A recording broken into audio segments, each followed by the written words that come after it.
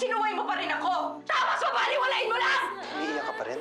Pwede ba tigilan mo na yan? Alam mo, Daniel, bakit mo nasasabi yan? Dahil hindi mo alam yung nararamdaman ko. Dahil hindi naman ikaw nasunugan ng buka. Hanggang ngayon, di pa rin nila masabi kung saan nagsimula ang sunog eh. Daniel, naalala ko tuloy nangyari sa atin dati. Yung kay Ramon. Ano, iisip mo may taong parang siya? Pwede ba kung magsasalita ng ganyan? Siyempre, kumonsulta ka na sa fire expert. Ano ba? Ikaw, saan ang punta mo? School, ma.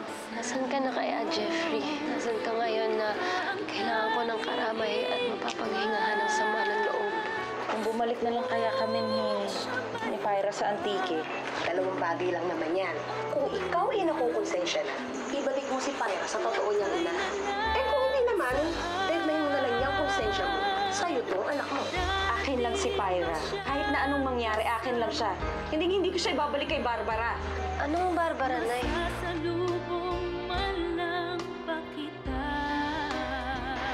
Anong hindi po ibibigay kay Madam B? Anak eh?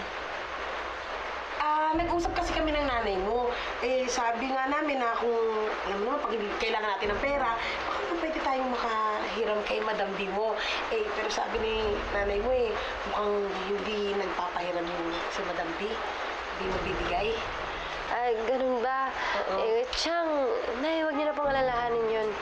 Maghahanap na po ako ng trabaho. Anak, Nay, ayoko naman kasing hayaan kayo na kayo lang yung kumilos. Tapos ako nandito lang sa bahay. Tsaka, huwag po kayo mag-alala. Hindi ko po nakakalimutan yung pangako ko sa inyo. Tiwala po kayo sa akin, Nay. Hindi na po talaga ako lalapit kay Madam B.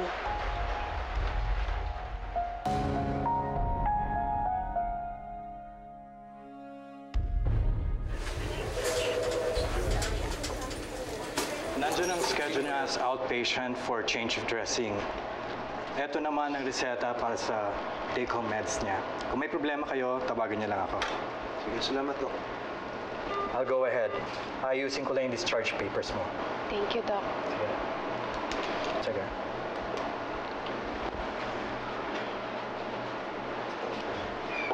Mabuti naman.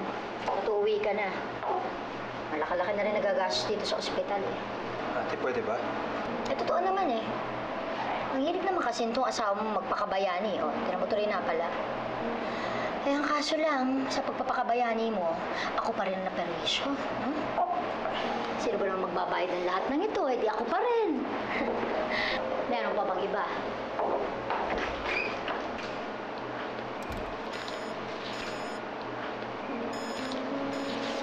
Tito, bakit? Akala ko ba kumuha ka na ng fire expert? Basta sabihin mo sa kanila, kailangan matuntun talaga nila yung pinagmulan ng sunog. Ano? Ang ibig sabihin, hindi pa rin nila nalalaman kung anong pinagbulan ng sunog? Na-pinpoint na raw nila kung saan nagsimula. Ang hindi nila malaman ngayon kung paano nagsimula. Dahil wala naman daw traces ng gas o kahit anong akselerant doon sa lugar eh. Ni-rule out na rin nilang electrical fire. Parang sinasabi nila ngayon, bigla na lang daw lumiyap yung prop.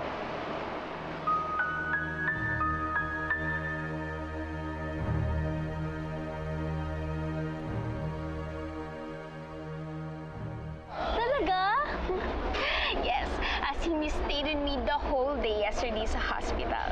Mukhang tama ka nga, sis. Ngayong wala na si Fyra, you have all Jeffrey's attention. I know, right?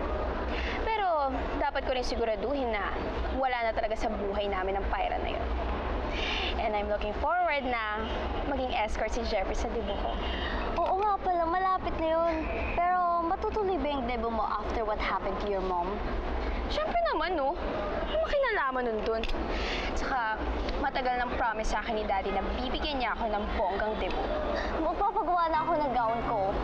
Dapat lang. At bongga rin ah. Pahinga ka na muna dito, ha? Meron lang ako kailangang mga asikasuhin. Papababa ko na lang yung pagkain. Okay.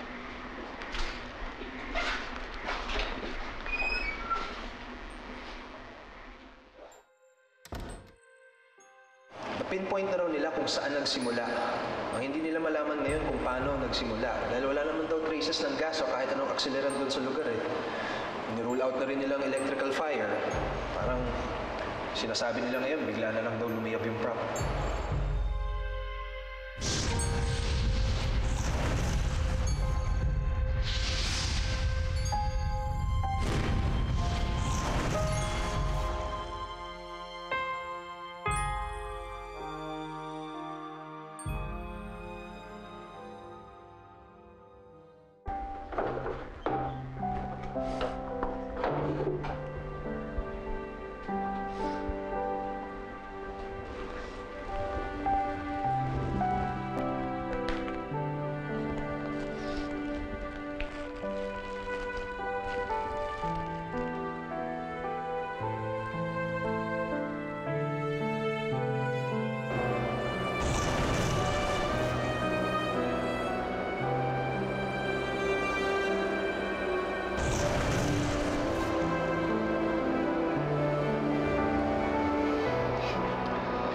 So, okay, di ba?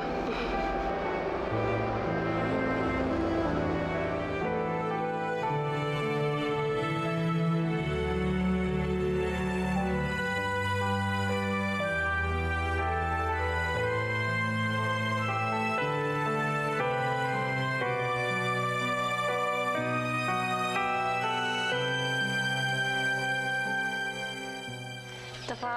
Thank you, Salamat po.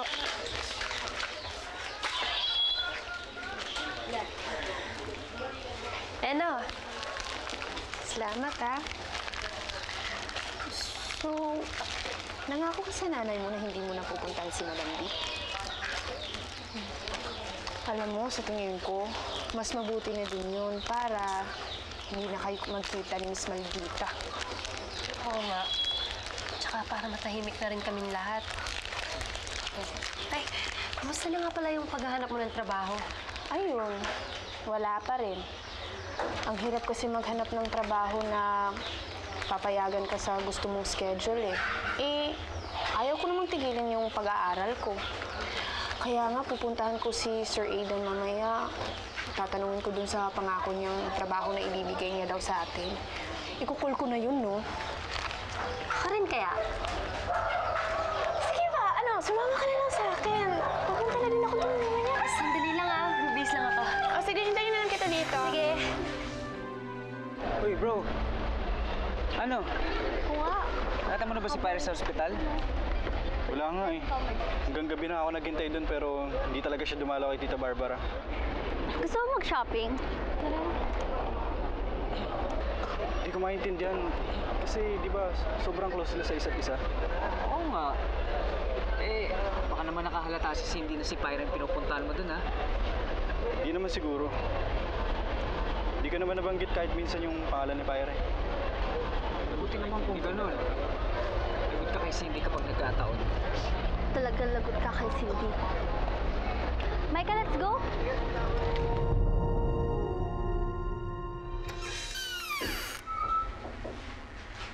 Ma'am, ito na ba yung pagkain niyo? Ayokong kumain. Bilin po ni Sir, pakainin daw po. Sinabi ko nang ayokong kumain, di ba? Kung yan po ang gusto ninyo, sige. Oh, anong tinatayo-tayo mo dyan? Malis ka na! Hindi naman ako kakain eh! Isa po ako, sige po.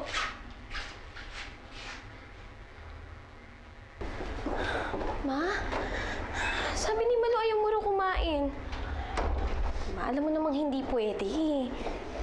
Susubuan na lang kita. Cindy, ayoko kumain. No, Ma. Kailangan mo magpalakas. Kailangan mo tong kumain. Ayoko nga sinabi kumain dahil wala akong gana. Ma naman, you have to eat it. Sinabi nang ayoko kumain! Hindi mo ba naiintindihan yon? Mahirap ba intindihin yon, ha? Ang tigas ng ulo mo!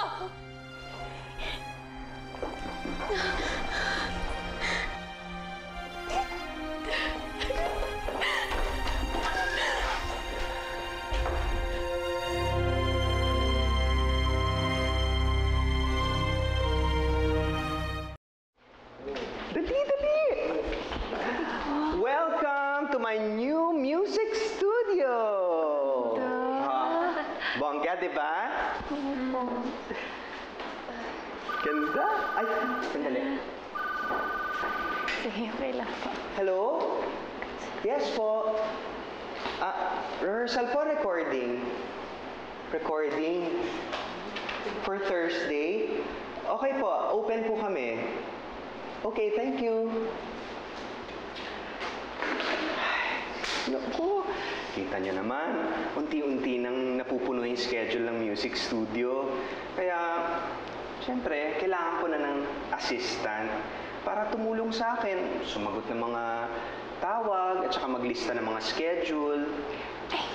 Kayang-kaya ko po yun. Well, aside from that, kailangan din namin ng maglilinis dito, magpupunas-punas ng mga instrumento. Kayang-kaya ni Pyra yun. Ay, gano'n. Pagsagot ng telepono, ikaw. Pagpunas-punas, si Pyra. Okay lang naman po sa akin yun, Sir Aidan. Kahit ano pong trabaho yan, okay lang talaga. Nila, okay lang pala ni Pyra eh. So, ako yung sasagot ng mga tawag tsaka gagawa ng schedules. Si Pyra naman yung maglilinis. Kaya lang girls, alam nyo naman, pang isang tao lang yung budget ko. Kaya kung kayong dalawa, kailangan hatiin nyo yung sweldo. Nako, sayang. Kailangan ko pa naman ito. Alam nyo naman, ang hirap magkaroon ng nanay na may sakit. Dagdag gastos. Huwag ka na mag-alala. Ikaw na ang kumuha ng trabaho ang inaalok ni Sir Aidan. Sigurado ka ba, Pyra? Oo naman po, Sir Aidan. Marami pa naman dyan trabaho para sa akin eh. Sure ka talaga? Oo. Maraming salamat, friend. Ang bait mo talaga. Salamat. Salamat, friend. Ay nako, pasalamat ka, mabait yung kaibigan mo. Thank you, ah. Ring na naman, sandali. Natutulong ka na sa pagsusugot. Hello? Yes po. Yeah, okay. Lilista ko lang po. Isang cheeseburger, 2 spaghetti. Gaga, music studio to, no? Ano ba yun? Daniel, ano nang pala nangyari doon sa agency? Nasaan na yung maid na papadala nila? Wala raw silang mapapadala. Kasi lahat ng empleyado doon takot nang mag-report dito. Alam na nilang ugali mo. So ako pa ngayon na may kasalanan? Problema ko ba yun? Problema nila yun. At trabaho nila yun. Hanapan nila ako. Kung di nila kaya sabihin nila, maraming agency dyan, no? Tawagan ko ulit. Let's go na, tita. Kakainis lang dito. Oh, bakit? Ano nangyari? Si mami kasi, Ano naman ang ginawa ng mami mo? tinutulungan ko na nga po siyang kumain eh. Tapos bigla na lang ako sinigawan. Sabi, pabayaan ko na lang daw siya. Sumusobra na talaga yung babae. Ate, sandali.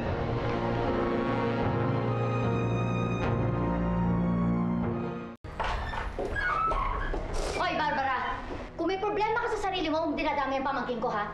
Ba't sinigaw-sigaw mo raw siya? Hindi ko dinadamay si Cindy. Nabigla lang ako, ate. Pasensya na. Tigilan mo na kami niyang kaartihan mo! Ate, ano tama ba? na. Naririndi na kami. Alam mo, pati to si Daniel, naririndi na, ha? Pagkatapos ngayon, ano? Pati si Cindy, dinadamay mo kami lahat dito? Ako nagpapagamot sa'yo kung tutuusin. Ako dapat ang mairita, hindi ikaw! Ate, sumusobra ka na. Please, pwede ba? O bakit totoo naman, ha? Nakagagulong tayo ngayon dahil sa babaeng to, ha? Kausapin mo yan! Para hindi tayo magka-problema dito! Mais ka!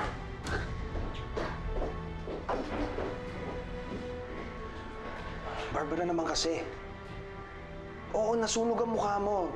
Pwede ba kalimutan mo na? Get over it. And move on. Di lahat ng tao dito sa bahay inaaway mo.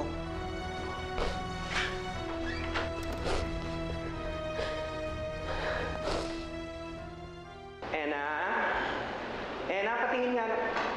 Oh, Pyra. Kala ko ba kay Ena na tong trabaho na to? Nauna na po kasi siya eh. Kailangan niya pang pumasok, kaya ako na lang muna tatapos nito. Tsaka, wala na rin naman ako maa-applyan eh. Hapon na kasi. Pyra, halika.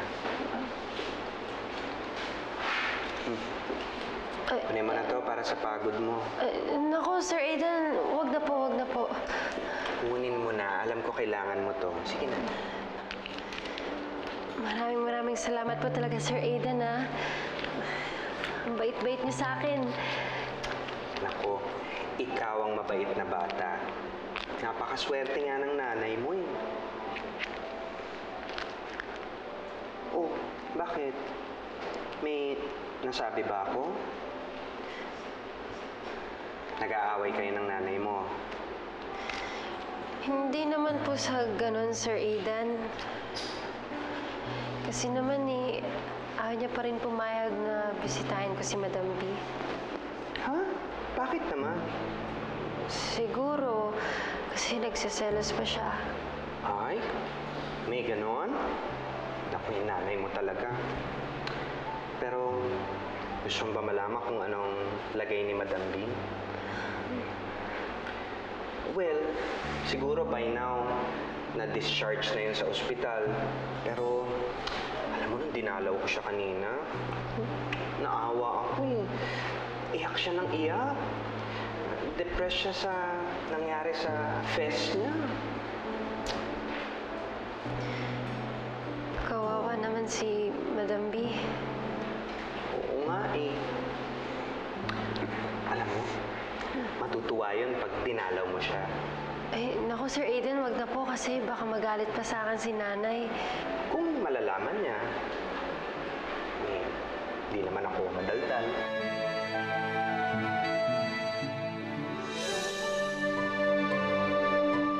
Cindy, tara na kuya. Cindy, sandali lang. Cindy, sandali. Jun, kakausapin ko lang yung anak ko.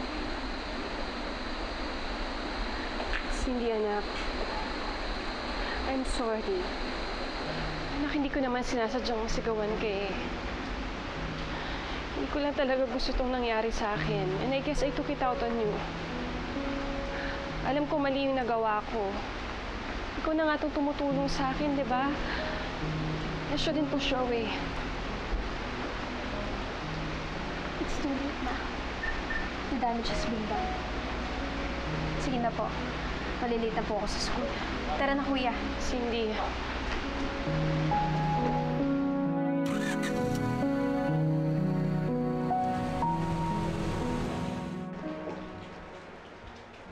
Oy, Pearly. Uy, ikaw ba'y sigurado dyan kay Pyra, ha? Na mamaya niya, magbago isip ng anak mo, eh. Pumunta na naman doon kay Madam B. Ate, nangako na sa akin si Pyra.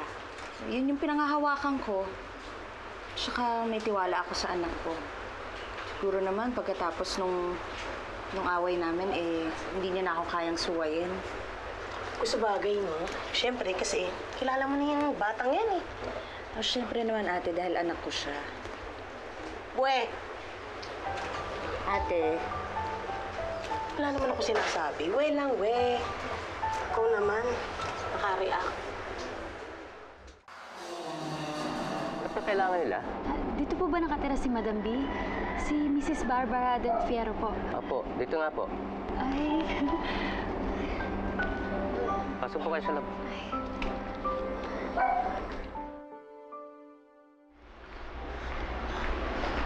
ayan po, ma'am, oh.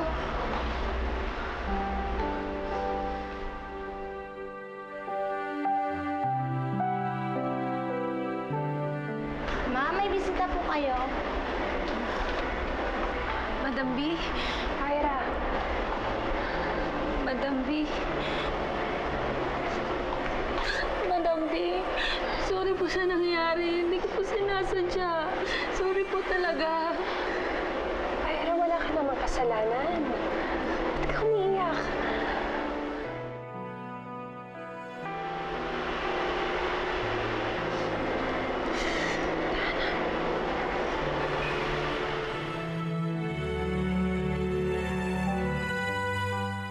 Pasensya na po sa nangyari sa mukha niyo. Hindi ko po talaga sinasadya, Madam B. Pyra, wala kang kasalanan, ha? Huwag ka nang umiyak. Hindi mo kasalanan na nangyari. Sorry po talaga.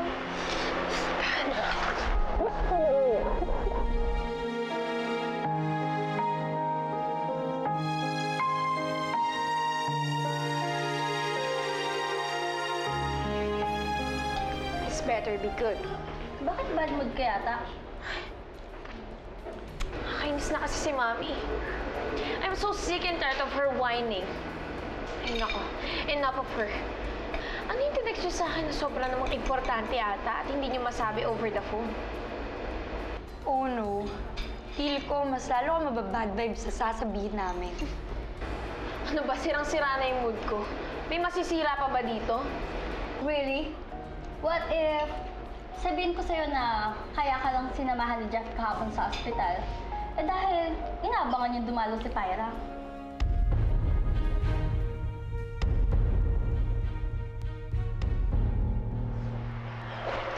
Hindi mo dapat maramdaman yung ganyan, ha? Hindi mo kasi... Ano pong sabi ng doktor? Di ba po, babalik naman yung mukha niya sa dati? Pinapahilom lang nila tong sugat ko. Tsaka, posible naman daw yung reconstructive surgery. Kaya lang, siguro nga, baka matagalan pa bago ko makabalik sa dati. Sorry po. Pyra, don't feel sorry for me. Please. Tahan na. Hindi mo kasalanan. Sorry po talaga. Halika, maupo muna tayo.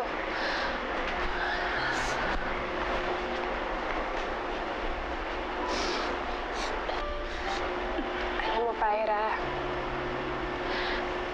nung una kong nakita yung mukha ko, hindi ko talaga alam kung ano yung mararamdaman ko. Nalungkot ako, nagalit ako sa sarili ko. Ang pakiramdam ko parang ang pangit ko. Para bang wala na akong silbi. Pakiramdam ko sa sarili ko, inutil ako. Huwag niyo po sabihin yan, Madam B. Sobra akong nalungkot, Pyra. Kasi pakiramdam ko, masyado ko nang nailayo yung mga taong nagmamahal sa akin. Si Cindy. Ayoko na ulit maramdaman yun kasi...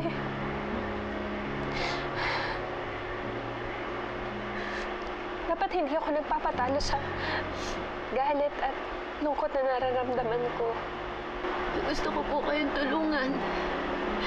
Kaya kung may magagawa po ako para sa inyo, kahit ano po gagawin ko. Alam mo, Pyra, sapat na sa akin na nandito ka. Dahil ang totoo, pinagaan mo ang kalooban ko. Kung gusto niyo nga po, araw-araw akong dumalaw dito sa inyo eh. Ako, baka naman matanggal ka sa trabaho mo niyan pag pinuntahan mo ko lagi. Huwag niyo na pong isipin yun. Kasi mula po nung nagsara ang MACC, wala na rin po akong trabaho. Kaya habang wala pang kapalit, binisitahin ko po muna kayo dito. Para kahit pa paano, napapasaya ko kayo. Ba? Gusto mo ba dito ka na lang magtrabaho? Dito sa bahay. Dito po? Okay lang ba sa'yo?